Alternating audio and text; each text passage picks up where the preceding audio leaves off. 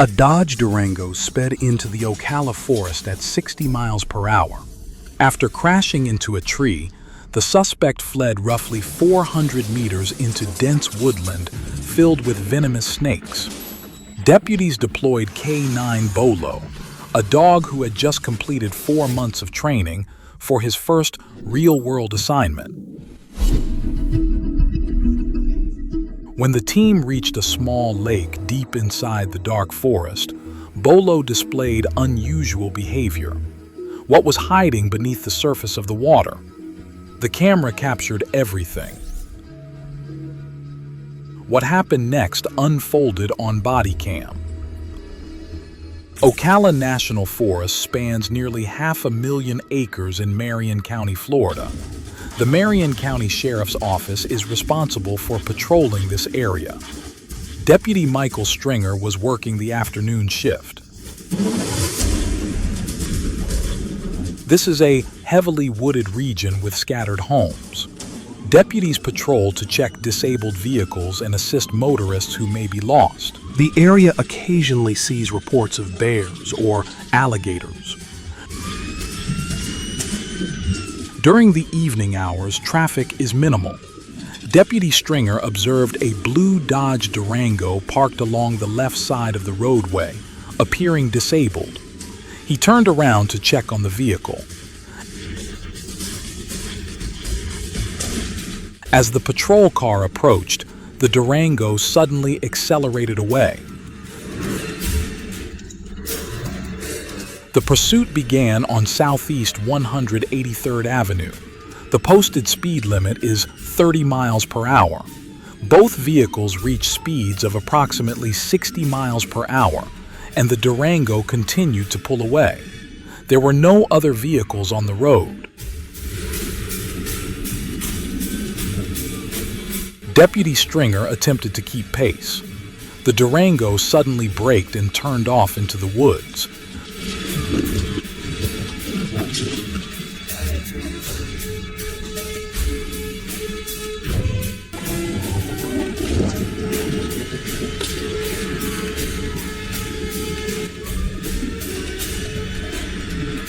The patrol vehicle followed onto the sandy terrain.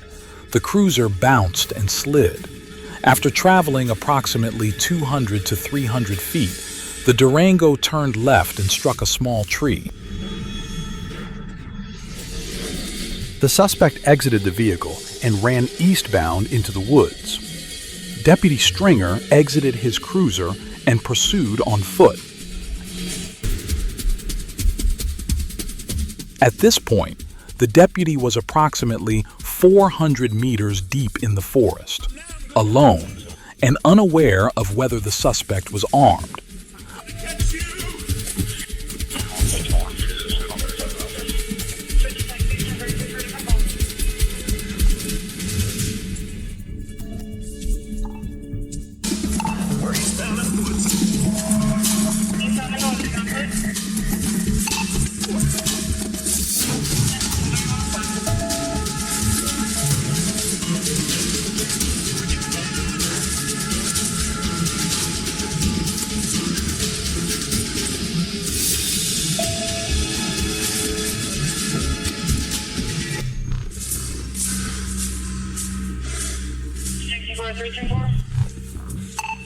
And 4 lost side. 4 lost side.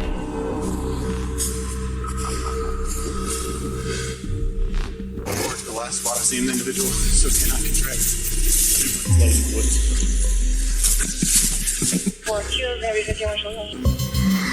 A K9 unit was requested. K9 Bolo, a 2.5-year-old Dutch imported German Shepherd, arrived on scene with his handler. The team had recently completed 4 months of training and had just been certified for duty. This was Bolo's first real-world tracking deployment. By the time the K9 team arrived, the driver had already fled on foot. The vehicle was confirmed to be occupied by a single suspect. Bolo was trained to identify and track human scent. He quickly picked up a trail and began working.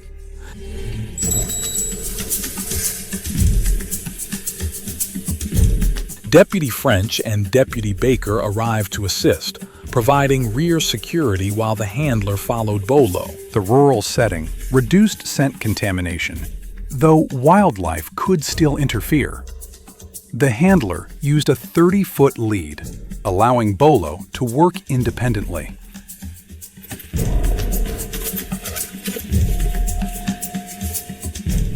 As darkness fell, a helicopter was requested. The aircraft provided aerial oversight, ensuring the suspect did not circle back or attempt an ambush.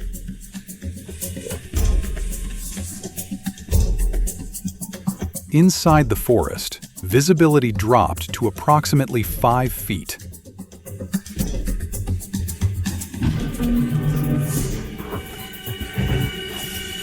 Summer conditions increased the presence of rattlesnakes and water moccasins. Each step carried potential danger.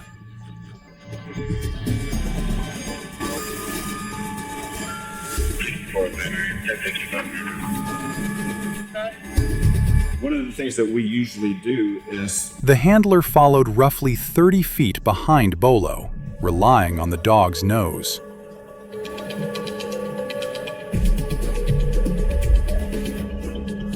The helicopter observed several vehicles moving through the surrounding area. Patrol units were notified to monitor them in case the suspect attempted to arrange a pickup.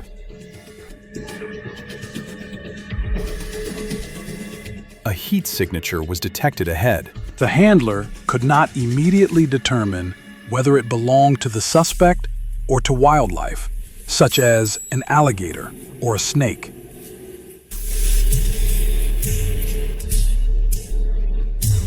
The concern was that the suspect could be lying in wait, watching officers approach, and prepared to open fire.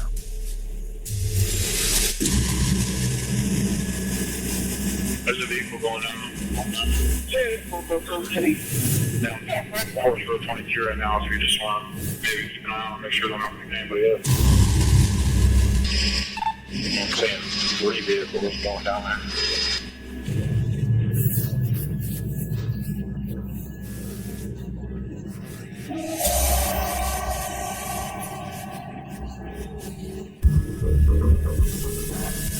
Or maybe they're just drilled up. When they get out and run, it's easy for them to.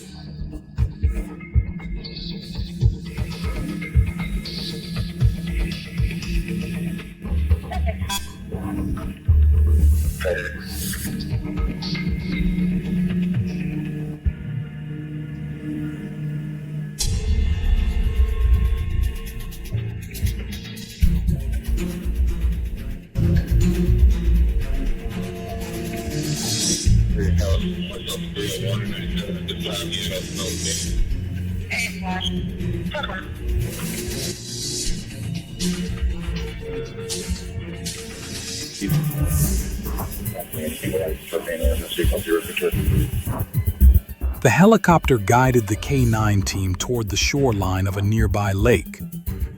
The area around the lake was quiet, with only the sound of frogs and the helicopter overhead.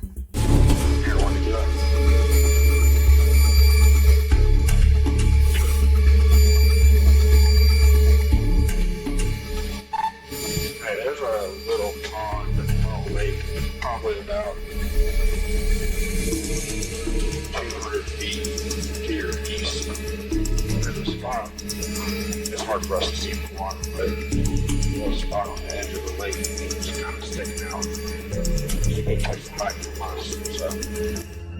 Tall sawgrass surrounded the shoreline, providing natural concealment. The helicopter advised of a heat source to the left of Bolo. Bolo moved in that direction and then stopped. The handler observed Bolo pawing at the water, which caused momentary confusion.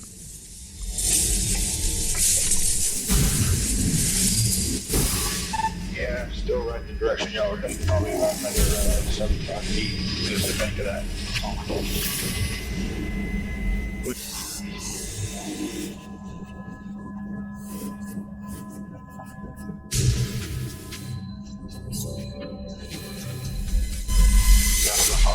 Take the 60.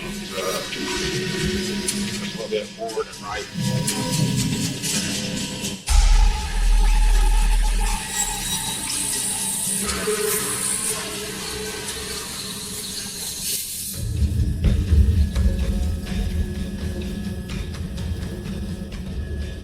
Directly to your dog's left is where we're seeing something.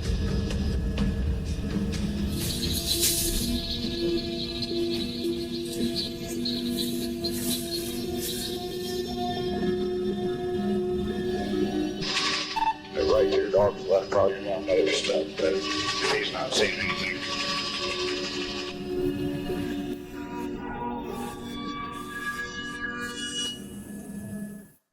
Right to your dog's left, probably in another step, but he's not seeing anything.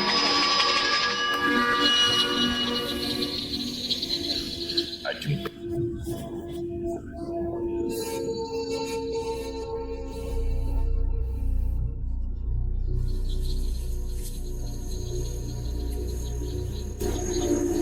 Cheers, those canine. Get out here. Come on, with your hands up. Come on, I need light. I need light. I need light. Please, I'm coming out. Lay on your belly. Lay on your belly. Lay on your belly. Lay on your belly. That's sir. Please. All right, so let's go.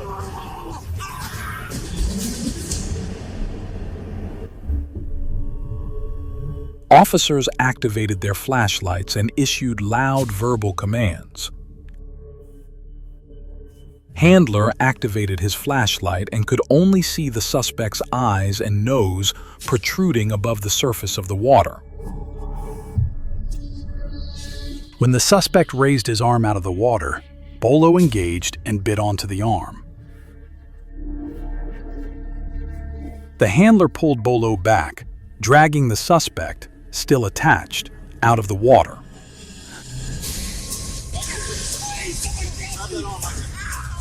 The handler ordered the suspect to get on the ground so Bolo could be disengaged as quickly as possible.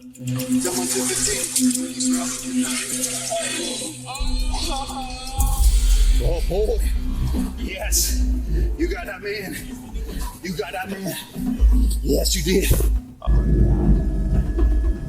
Marijuana, we got any road across the blood? Let me see if I can get y'all across this location. Officers moved in and secured the suspect. Hey, you tell them we need medics? Medical assistance was requested. Hey. Yes, sir. All right, well, he can lead away.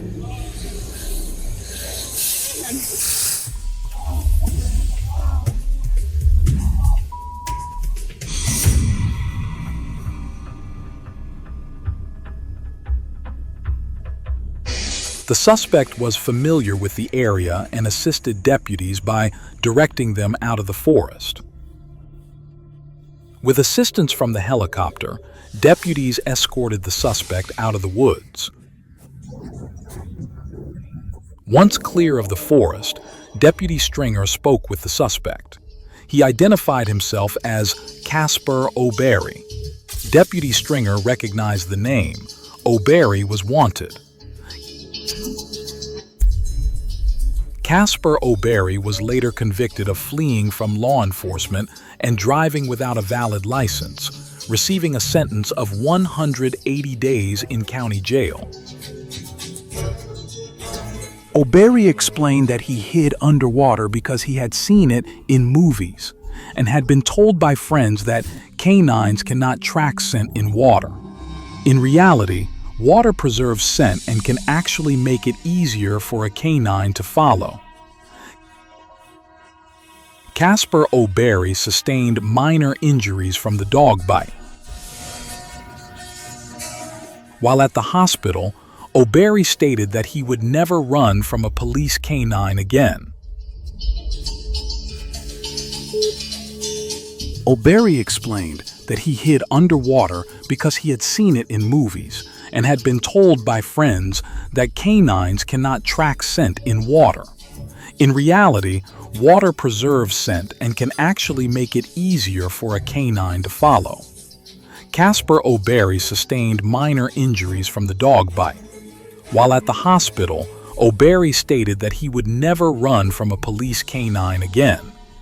Casper O'Berry hid underwater because he believed police canines couldn't track scent there, a misconception fueled by movies and word of mouth. Do you think misinformation like this from films leads suspects to make even more dangerous decisions? Share your thoughts in the comments.